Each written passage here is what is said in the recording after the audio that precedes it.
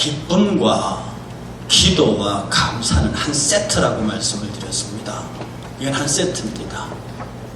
다시 말해서 기쁨과 감사와 기도가 따로 노는 것이 아니고, 내가 정말 감사하는 생활을 하면 그는 기도하고 있다는 사람이고, 그가 기도하고 있는 사람이면 그는 기쁨을 갖고 있는 사람이고, 그 얼굴에 기쁨이 있는 사람이면 그는 범사에 감사하는 사람이라는 뜻입니다.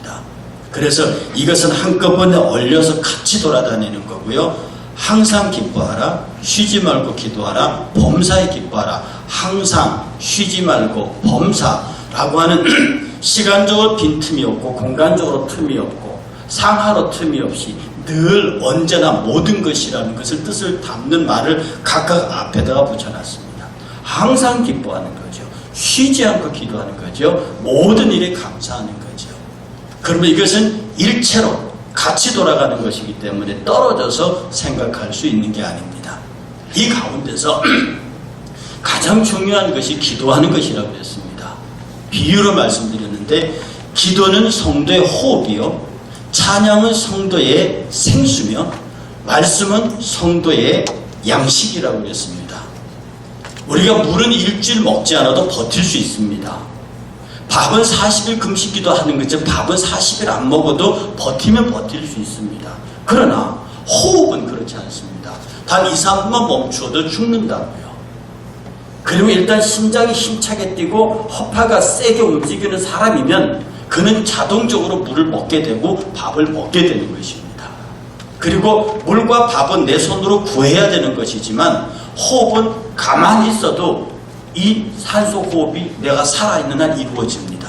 그런데 내가 기도하지 않고 가만히 있으면 마치 중환자가 병원에 누워있는 산소 호흡기를 꽂고 있는 것처럼 억지로 그렇게 외부적인 호흡을 하고 있는 것이 정상은 아닙니다. 그럼 우리가 우리의 자력으로, 우리의 폐와 우리의 호흡으로 호흡하게 되면 건강하게 되고 심장이 뛰게 되고, 그렇게 되면 물과 음식을 찾게 되는 것이라고 말씀을 드려서, 우리는 무엇보다도 기도하는 일에, 이 기도가 곧 감사라고 하는, 이것이 일체로 연결되어 있다는 시작 속에 출발은 기도에 있다 하는 것을 여러분은 명심하셔야 합니다. 걸어 돌이켜보면 여러분이 일주일이 지나도록 얼마나 많이 기도하느냐에 따라서 우리가 얼마나 건강한 영적 심장을 갖고 어떤 건강한 영적 폐를 갖고 그 힘 있는 폐의 활동과 심장의 활동을 통해서 우리가 얼마나 좋은 물과 영양 있는 음식을 먹느냐에 따라서 우리의 영은 정말로 아름답게 빛나는 힘 있는 영이 될 수 있다는 사실을 지금까지 여러분에게 수도 없이 말씀을 드렸습니다. 그러므로 우리가 무엇보다도 기도하기를 게을리하지 말고, 기도하기를 멈추지 말고, 심지어 사무엘은 기도하기를 멈추는 것은 죄라고 그랬습니다. 그래서 여러분의 영육을 강건하게 하고 기도하게 하고 하나님의 능력 가운데 어떤 경우에도 기도하기를 멈추지 않는 성도들이 되기를 주의 이름으로 축복합니다. 이 기도가 살아있으면, 이 기도에서 기도 많이 하고 하나님과 연결돼서 주의 성령이 도우시는 기도의 속에 들어가면 그 안에서 자동적으로 솟아나는 것이 기쁨입니다. 그러므로 쉬지 않고 기도하는 사람은 항상 기뻐하게 되어 있습니다. 이 항상 감사한 그 감사가 내 안에 있다가 이것이 밖으로 다른 사람과 사물과 접촉해서 튀어나오는 것이 감사입니다. 내가 손에 닿는 것, 내가 보는 모든 것, 내가 하는 모든 것들이 다 감사하게, 어떤 사람이 마음속에 기쁨이 있는 사람이, 여러분 마음속이 즐겁고 기쁜 사람은 웬만한 사람이 나를 기분 나쁘게 해도 그럴 수 있어.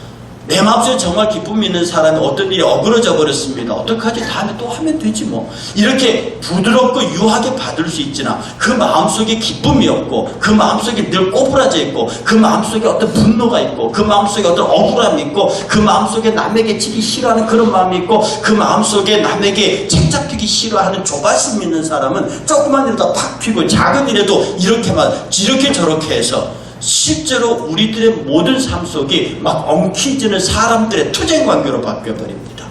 마음속에 기쁨이 없는 사람은. 그래서 이 기도하는 것과 기쁨과 감사하는 것은 동시작용으로 일어나는 겁니다. 많이 기도하는 사람에게서 기쁨은 넘치게 되는 것이고, 그 기쁜 마음이 있는 사람에게서 모든 일은 다 감사하다고 할 수 있는 겁니다. 연세대학 병원에 이런 기도문이 있다고 합니다. 한번 띄워봐 주시겠습니까? 아니, 연세대학교의 기도문이요. 저기 역대하의 말씀이고, 연세대학교 병원에 있는 기도문 내가 보내준 거 있잖아요. 방송실. 예, 세브란스 기도문. 저가 아니, 전 역대하의 말씀이고. 제가 읽겠습니다. 하나님, 때때로 병들게 하심을 감사합니다. 인간의 약함을 깨닫게 해주시기 때문입니다. 고독하고 외로운 것도 감사합니다. 그것은 하나님과 가까워지는 기회가 되기 때문입니다. 일이 계획대로 안 되도록 틀어주신 것도 감사합니다. 그래서 교만이 깨지기 때문입니다. 돈이 떨어져서 사고 싶은 것도 마음대로 못 사게 하신 것도 감사합니다. 눈물 젖은 빵을 먹는 심정을 이해하기 때문입니다. 자식들 공부를 기대만큼 안 하고 아내가 미워지고 부모 형제가 짐스러워질 때도 감사합니다. 그래서 그들이 저의 우상이 되지 않게 하기 때문입니다. 때로는 허물을 느끼게 하고 때로는 몸이 늙고 병들게 하심도 감사합니다. 그러므로 영혼을 사모하기 때문입니다. 불의와 부정이 득세하는 세상에 태어난 것도 감사합니다. 하나님의 의를 사모하기 때문입니다. 제게 잘못하고 저를 비방하는 사람들이 있게 하심도 감사합니다. 그럴수록 더욱 겸손해지고 더욱 노력하기 때문입니다. 오늘 밤 잠 못 이루고 뒤척이 하신 것도 감사합니다. 그래서 병들고 고통받는 이웃들을 위해 기도할 수 있기 때문입니다. 하나님, 그럼에도 불구하고 제게 감사할 수 있는 마음을 주신 것을 더욱 감사합니다. 연세세브란스에 붙어있는 이 기도문은 많은 사람들에게 감동을 준다고 합니다. 실제로 이것을 읽어봐도 그렇다. 나로 하여금 때때로 병들게 하신 것도 감사합니다. 인간의 연약함, 이런 것들이 얼마나 우리를 약한 존재로 발견되게 하는가를 보여주기 때문에 그렇다. 외로운 것도 괴로운 것도 일이 제대로 되지 않는 것도 돈이 떨어져서 아무것도 없는 것도 자식들이 내 기대를 벗어나는 것도 아내와 남편이 미워지는 것도 부모 형제가 짐스러워지는 것도 감사하답니다. 허물을 느끼고 늙고 병들고 외로운 것도 불의와 부정이 득세하는 세상에 태어난 것도 내게 잘못하고 나를 비방하고 중상모략하는 사람이 있는 것도 오늘 밤 불면의 밤 잠 못 이루고 고통스러워하는 것도 다 감사하답니다. 이것이 우리에게 감사로, 이것이 우리의 삶 속에서 진정한 기쁨으로 용해될 수 있는 것은 오직 성도들만이 가질 수 있는 특별한 축복이요, 세상에서는 감히 이해할 수 없는 하나님의 은총이라는 사실입니다. 만약에 여러분이 이런 것도 인하여 분노하거나 이런 것들로 인하여 여러분이 마음 아파한다면 돌이켜 뒤집어 말하면 우리는 기도하지 않는 사람이라고 하는 것입니다. 그래서 빌립보서는 이렇게 말합니다. 아무것도 염려하지 말고 모든 일에 기도와 간구로 너희 구할 것을 감사함으로 하나님께 아뢰라. 그리하면 모든 지각에 뛰어난 하나님의 평강이 그리스도 예수 안에서 너희의 생각과 마음을 지키시리라. 기도와 간구를 감사함으로 하나님께 아뢰라.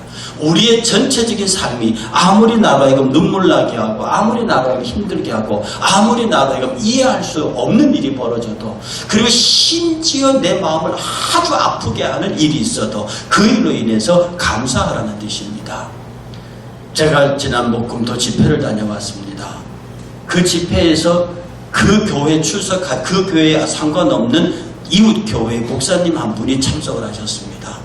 그분이 원래 그날 하루 저녁만 참석하고 아침에 돌아가기로 돼 있었던 분입니다. 그래서 제가 자던 숙소 옆에 방을 얻었어요. 집회가 10시 반에 끝났기 때문에 들어가서 씻자마자 피곤해서 자려고 하는데 전화가 왔습니다. 목사님, 잠깐만 뵐 수 있겠습니까? 시간을 보니 11시인데 내일 새벽기도 집회가 4시 반입니다. 내일 보자 할까 하다가 기분이 이상해서 내 방으로 오라 했습니다. 40살이 가득 넘은 젊은 목사님인데요, 앞에 앉아서 심히 고통스러운 말을 말합니다. 목사님, 목회하기가 너무 힘이 듭니다. 우리 교회 80 넘으신 안수 집사님 한 분이 계시는데 너무 힘들다는 거예요. 그리고 그분하고 많이 다퉜대요. 그리고 그분 때문에 주일마다 불편하답니다.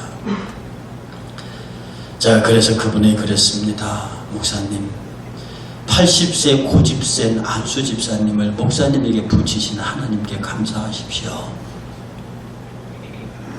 혹시 여러분 가운데 장애우를 자녀로 데리고 계신 분이 계십니까?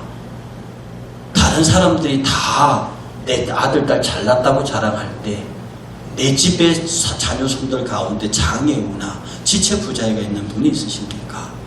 지극히 하나님 앞에 감사하셔야 합니다. 왜냐하면 그 장애우를 이 세상에 내보냈을 때에 하나님께서 믿고 맡길 자가 너밖에 없다는 뜻입니다. 그것이. 그러므로 그 장애우를 믿음으로 사랑으로 잘 키운 사람은 정말로 건강하고 세상에서 자랑할 수 있는 아들을 둔 자보다 그는 나중에 하나님 앞에 더 상급이 큽니다. 목사님, 그런 분을 목사님에게 주었어요. 목사님 감사하세요. 그리고 내가 하는 대로 목사는 쓰레기통이 아닙니까? 그냥 다 받으세요. 싸우지 마세요. 성도들하고 싸우는 순간부터 그님이 목사가 아닙니다. 싸우지 말고 다 받으세요. 그 집사님이 죄 짓자는 소리만 안 하면, 하나님의 말씀을 벗어나자는 죄 짓자는 소리만 안 하면 다 받으세요. 쓰레기통이라도 다 받으시고, 당신보다 더 큰 쓰레기통이 예수님 아니냐, 거기다 다 갖다 부어버리세요. 당신이 받아서 당신이 그 안에서 소화하려고 하면 당신 미쳐요. 그러니까 다 받아, 그냥 예수님한테 다 부어버리라고, 그러라고 예수님이 오신 거니까. 그리고 그를 지극히 사랑하세요. 그를 축복하시고 절대로 그분에게 다투지 마세요. 그리고 그의 영혼을 올려놓고 하나님 앞에 우세요. 이분이 원래는 하룻밤만 참석하고 가기로는데 끝까지 다 있었습니다. 어제 11시 마지막 오전 집회가 끝나고 난 다음에 급히 가면서, 집이 광주입니다. 급히 광주에 있는 교회로 가면서 제 손을 붙잡고 이렇게 말했습니다. 목사님, 어제 저녁에 통성 기도할 때 제가 평생에 안질이 있었는데 이게 다 나았습니다. 목사님 감사합니다. 이렇게 말하는 거죠. 아니에요 목사님, 내가 집회에서 나온 게 아니고 당신이 어제 저녁에 얼마나 많이 울었느냐. 내가 앞에서 마지막 통성 기도 인도할 적에 당신이 앞에서 대성통곡을 하면서 울었다. 그 울음을 하나님께서 들으시고 그 당신의 눈물이 당신의 안지를 씻어나간 것이다.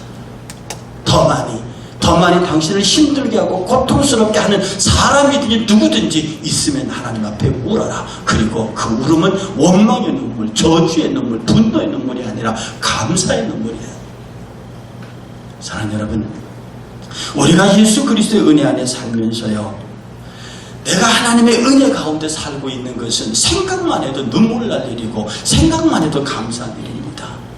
내 앞에 악한 사람이 있습니까? 그로 인하여 나는 하나님의 복을 받을 것입니다. 내 앞에 가난한 사람이 있습니까? 그로 인하여 내가 축복을 받을 것입니다. 내 앞에 말도 안 되는 일들이 벌어집니까? 그러나 그 일들로 인하여 하나님은 우리의 복을 더 복넓고 아름답게 채우실 것입니다. 지금 이 땅이 정말 한줌거리도 되지 아니하는 신종 코로나 바이러스 때문에 이 땅이 두려움과 공포로 가득 차 있습니다. 가소롭기가 이를 데 없고 정말로 웃기기가 이를 데가 없는데 온통 이 나라는 이 두려움과 공포 속에 빠져 있습니다.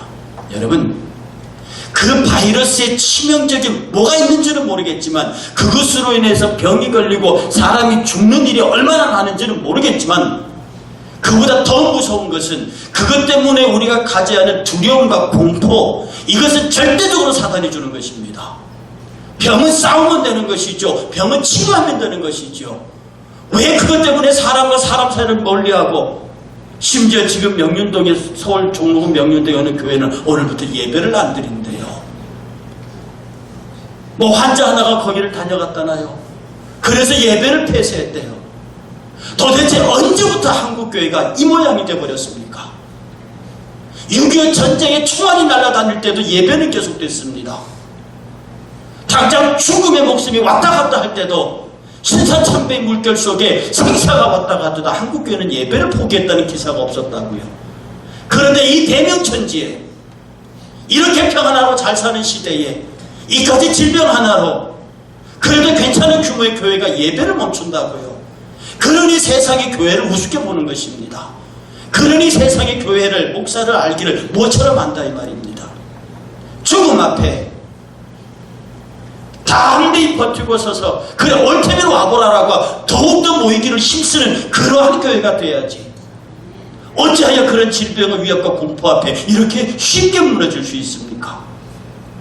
옛날 이스라엘 백성들은요, 안식일이 전쟁이 벌어지면 모두 그들의 병기를 버리고 예배를 드렸습니다. 그래서 그때 이방들이 안식일 때만 골라서 이스라엘을 공격했다고요. 그러면서 그들은 기꺼이 죽어갔습니다. 전쟁은 여호와께 속한 것이니 그 전쟁은 여호와께서 하실 것이고 우리가 할 일은 그를 예배하는 것이라는 것입니다. 그가 우리를 지키시고 그가 우리를 보호할 것이며 그가 우리로 악한 자들이 우리를 손대지 못하게 할 것이라는 겁니다. 이럴 때일수록 교회가 오해한 목회자들이 모여서 밤을 새워서 통성으로 기도하며 밤을 새워 금식하면서 이 땅에 악한 영의 권세를 치유해달라고 외쳐야지 예배를 멈춰요. 그리고 나중에 이 땅에 순교의 상황이 벌어지면 과연 우리의 신앙을 지킬 수 있겠느냐? 정말로 박해 상황이 벌어지고 예수 믿을래 안 믿을래 상황이 벌어지면 죽고 사는 문제가 아닌데도 과연 우리의 신앙을 지킬 수 있겠느냐? 방송실에서 시편 91편 올려주십시오. 함께 봉독하겠습니다. 이 시편 91편을 보면 하나님께서 우리에게 어떻게 숱한 전염병과 악한 권세들의 세력을 어떻게 이기는지에 관해서 성경은 분명히 기록해주고 있는 것입니다. 여러분 시편 91편 찾으십시오. 시편 91편입니다. 시편 91편 함께 천천히 봉독합니다. 지존자의 은밀한 곳에 거주하며 전능자의 그늘 아래 사는 자여, 나는 여호와를 향하여 말하기를 그는 나의 피난처요 나의 요새요 내가 의뢰하는 하나님이니 이는 그가 너를 새 사냥꾼의 올무에서와 심한 전염병에서 건질 것이미로다. 아멘. 이 말씀에 관하여서 이는 그가 너를 새 사냥꾼의 올무에서와 심한 전염병에서 건지실 것이미로다. 계속 있습니다. 그가 너를 그의 깃으로 덮으시리니 내가 그의 날개 아래 피하리로다. 그의 진실함은 방패와 손방패가 되시나니 너는 밤에 찾아오는 공포와 낮에 날아드는 화살과 어두울 때 퍼지는 전염병과 밝을 때 닥쳐오는 재앙을 두려워하지 아니하리로다. 1000명이 내 왼쪽에서 10,000명이 내 오른쪽에서 엎드려지나 이 재앙이 내게 가까이 하지 못하리로다. 오직 너는 똑똑히 보리니 악인들의 보응을 내가 보리로다. 내가 말하기를 여호와는 나의 피난처시라 하고 지존자를 너의 거처로 삼으심으로 화가 내게 미치지 못하며 재앙이 내 장막에 가까이 오지 못하리니 네가 너를 위하여 그의 천사들을 명령하사 내 모든 길에서 너를 지키게 하심이라. 그들이 그들의 손으로 너를 붙들어 발이 돌에 부딪히지 아니하게 하시리로다. 내가 사자와 독사를 밟으며 젊은 사자와 뱀을 발로 밟으리로다. 하나님이 이르시되 그가 나를 사랑한즉 내가 그를 건지리라. 그가 내 이름을 한즉 내가 그를 높이리라. 그가 내게 간구하리니 내가 그에게 응답하리라. 그들이 환난 당할 때에 내가 그와 함께하여 그를 건지고 영화롭게 하리라. 그가 내가 그를 장수하게 함으로 그를 만족하게 하며 나의 구원을 그에게 보이리로다 하시도다. 아멘. 이 말씀을 붙잡고 정말로 하나님 앞에 내가 살아있음에 대한 감사와 내가 존재하고 있음에 대한 감사와 내가 예배하고 있음에 대한 감사의 마음이 충만한 사람은 하나님이 절대로 손이 댈 수 없도록 그의 영혼을 지키신다 이 말입니다. 이 말씀이 우리에게 있어 그가 너를 깃으로 덮으시리니 내가 그의 날개 아래 피하리로다. 그의 진실함과 방패가 손방패가 나의 그의 진실함은 방패와 손방패가 되시나니 너는 밤에 찾아오는 공포와 낮에 날아드는 화살과 어두울 때 퍼지는 전염병과 밝을 때 닥쳐오는 재앙을 너는 두려워할 필요가 없다는 것입니다. 여러분 신종 코로나도 좋고 뭐도 좋고 다 좋은데 그것을 두려워하셔서는 안 됩니다. 정말 우리는 국가 정부에서 시키는 대로 손 씻고 마스크 쓰고 그리고 여러 가지 그들이 지키는 대로 하지만 따를 수 없는 하나는 예배하는 일을 멈출 수 없는 겁니다. 우리의 가정에서 예배하고 우리 교회에서 예배하고 심지어 어느 교회는 예배 인원의 절반이 줄었다는 이 슬픈 소식이 들리면 도대체 한국교회는 어디로 가요? 이럴 때일수록 교회로 모여야 합니다. 이럴 때일수록 교회에서 모여 기도해야 합니다. 솔로몬은 역대하에서 뭐라고 그랬습니까? 아까 비춰드리고 화면 비춰보십시오. 솔로몬에서는 역대하는 이렇게 말합니다. 역대하 20장 9절에 이렇게 말합니다. 함께 봉독합니다. 만일 재앙이나 난리나 견책이나 전염병이나 기근이 우리에게 임하면 주의 이름이 이 성전에 있으니 우리가 이 성전 앞과 주 앞에 서서 이 환난 가운데서 주께 부르짖은즉 들으시고 구원하리라 하였나이다. 솔로몬이 성전을 지어놓고 재앙이나 난리나 견책이나 전염병이나 기근이 우리에게 임하면 이 성전 앞에 다 모여서 여기에서 기도하면 그가 들으시고 치료하고 고치신다고 그랬습니다. 우리가 이런 어려운 일을 당하고 이런 고통을 당하면 그를 전적으로 신뢰하는 하나님의 사람들은 하나님에 대한 감사, 하나님 이 전염병 주신 것도 감사합니다라는 기도가 우리 가운데 나와야 하는 겁니다. 저는 진실로 이 전염병이 우리에게 임한 것에 대한 감사가 있습니다. 참교회와 가짜교회가 구분되는 순간입니다. 참 목자와 거짓 목자가 구분되는 순간입니다. 참 성도와 거짓 성도가 구분되는 순간입니다. 누가 환난 날을 지켜낼 교회인지 누가 환난 날을 지킬 성도인지를 구분해낼 수 있게 생겼습니다. 이것보다 더 엄한 질병의 권세가 와도, 이것보다 더 엄한 사태가 와더라도, 천만인이 내 옆에서 넘어지고 만만이 내 옆에서 쓰러질지라도 그 화가 내게는 미치지 못할 것이다. 왜? 전능자가 나를 지키시며, 여러분이 기도하는 순간에 하나님의 천군이 움직입니다. 여러분이 기도하는 순간에 아삭딱한 사탄 마귀들이 어쩔 줄 몰라서 움직이기 시작한다고요. 우리가 하나님 앞에 기도하면서 마음속에 기쁨이 솟고 범사에 감사하는 쪽으로 우리 신앙이 전개되면 하나님의 천군 천사들이 우리를 호위하여 움직입니다. 엘리야만 둘러싸는 게 아닙니다. 엘리사만 둘러싸는 게 아닙니다. 우리가 기도할 때도 하나님의 천사들이 움직인다고요. 우리가 하나님 앞에 그를 하나님의 사랑받는 자녀가 되었습니다. 성경은 이렇게 말합니다. 방금 읽었던 91장 14절에 하나님이 이르시되 그가 나를 사랑한즉, 저 사람이, 저 인간이 나를 사랑한즉 내가 그를 건지리라. 그가 내 이름을 안즉 내가 그를 높이리라.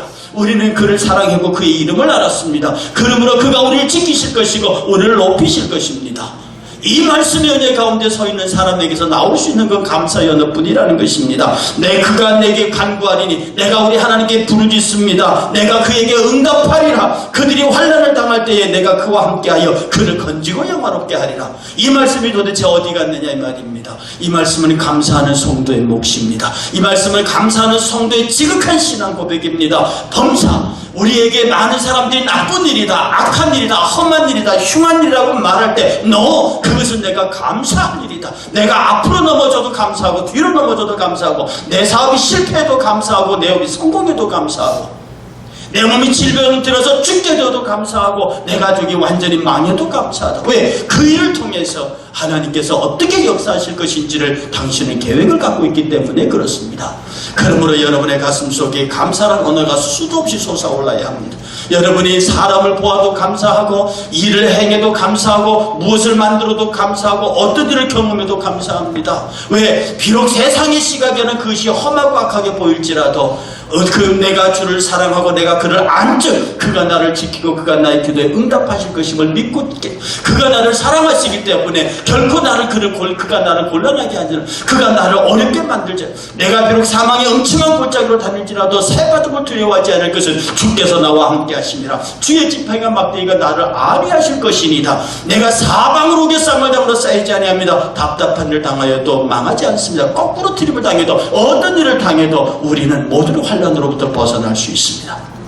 사랑하는 여러분, 범사에 감사하라는 이 메시지는 뒤집어 쉬지 말고 기도하라는 말입니다. 뒤집어 항상 기뻐하라는 말입니다. 이 세 가지는 늘 우리 삶 속에 얽혀들면서 여러분의 얼굴 속에 밝음이 있어야 합니다. 여러분의 삶의 여정 속에 행복함이 있어야 합니다. 이건 인위적으로 만들어지는 것이 아닙니다. 억지로 만들면 그 웃음은 순간에 지나갑니다. 억지로 하면 그것은 사람이 저게 가짜라는 것을 금방 압니다. 그러나 그렇지 아니하고 그리스도의 은혜의 손안에 붙잡혀서 기도함으로 솟아나온 기쁨으로 말미암는 감사는 세상에 그 누구도 그것을 빼앗을 수 없다고 하는 사실입니다. 저는 오늘 말씀을 여러분에게 정리하면서요,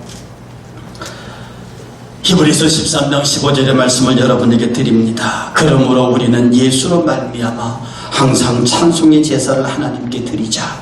이는 그 이름을 증언하는 입술의 열매니라.